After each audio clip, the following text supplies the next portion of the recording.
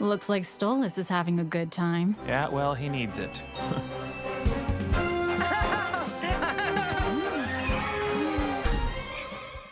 Both Stolas and Blitz needed this. Hey, put down the pitchforks. I get it, our ship isn't doing great right now, but let's just talk about this. So, in case you aren't caught up, let me give you some background info. Stolas broke things off with Blitz. Actually, I think that's all you really need to know. So, why is Stolas breaking up with Blitz and getting together with somebody else good for Blitz? Well, let's start with why it's good for Stolas.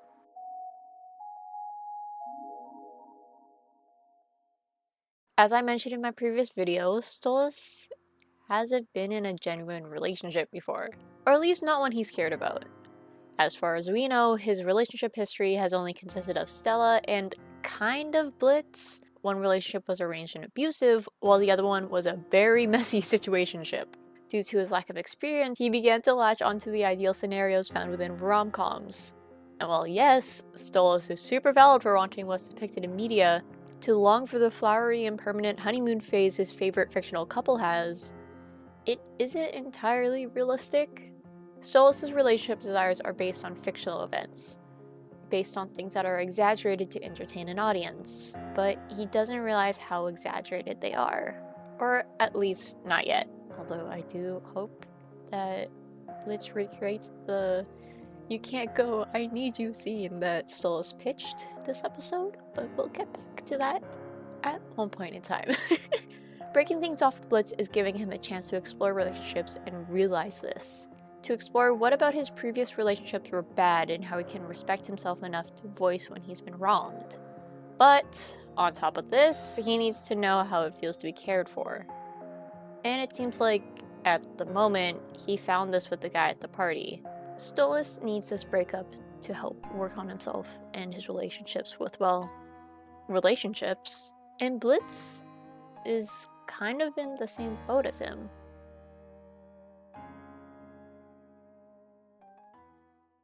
Throughout the episode, Blitz takes it upon himself to go around both Earth and Hell apologizing to everybody he's wronged. From Martha, the woman from episode 1, to the succubus from Ozzy's. He makes sure to cover everyone, except his exes, which he saves for last because they're all in one place. To Blitz, this breakup was his opportunity to learn from his mistakes, to see just how shit of a person he is. He can hardly use the fact that he lives in hell as an excuse for his behavior, especially when Moxie and Millie exist. You know, the two with the healthiest relationship dynamic in the series. Hell, Verosika plans to host a yearly party just to help other demons get over Blitz's shitty decisions. It gives him a chance to see his flaws for what they really are. It let him feel remorse. We've seen him grow and learn these past few episodes, and even learned that properly communicating helps certain situations work themselves out. We see this in his first episode of Fizzarali, but it never properly set in until Stolas retaliated after Blitz yelled at him, until he called Blitz out for having next to no remorse. And even then, he didn't take communicating and apologizing too seriously. Sure, he went on his apology tour, but they were all empty words and empty gifts. He didn't mean any of it, as he doesn't feel like any of them actually deserved an apology. He believed that the only one who really deserved one was Stolas. That might not have even properly set in until Stolas properly showed him how hurt he was while drunk. Till Stolas began to sob and proclaim his desires beside him. Until he looked genuinely happy when somebody else interrupted their conversation. And then Blitz spotted Verosika. Verosika and Blitz's development was such an interesting turn in this episode.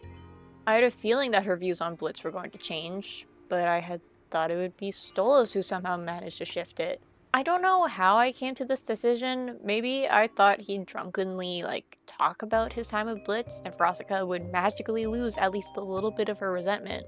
Or maybe my hopes in Blitz's communication skills were practically non-existent. The point is, Verosika opens herself up to a conversation with him, and he finally sees how much he hurt her. He finally sees that he hurt most, if not all, of the people at the party. And maybe, just maybe, it's not just Stolas who needs a genuine apology. So he takes his first proper step and says a genuine "I'm sorry" to her. Not some "I'm sorry but also not" like he had just minutes before. A heartfelt, I messed up sort of sorry. He admits to wanting to improve and to not wanting to hurt the people he cares about anymore. And just like Fizzaroli, his apology to Verosika works. I doubt everything between them has been forgiven and forgotten, but she appreciates his vulnerability enough to give him advice. To give him a little hint on how he can move forward simply by giving Stolas space. She shows him that he's growing, shows that he has a heart, even if he still has some work to do.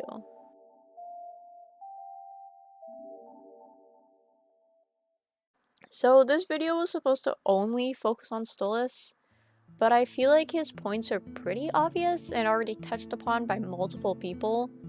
And the more I scripted Blitz's bit, which is supposed to be really small, might I add, the more invested I got.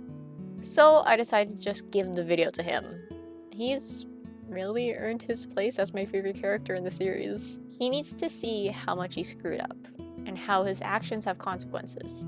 Especially after that morning where he, let's face it, he was harassing Stolas. Meanwhile, on the other side of things, Stolas does need time away from Blitz to understand what he truly wants from a relationship and how he can communicate with others to achieve that. Anyways, this video was super quick, but I hope you enjoyed it. I make art and commentary videos, so if either of those options interest you, feel free to subscribe, like the video, comment, and with that, I hope you all have a great rest of your day. Bye!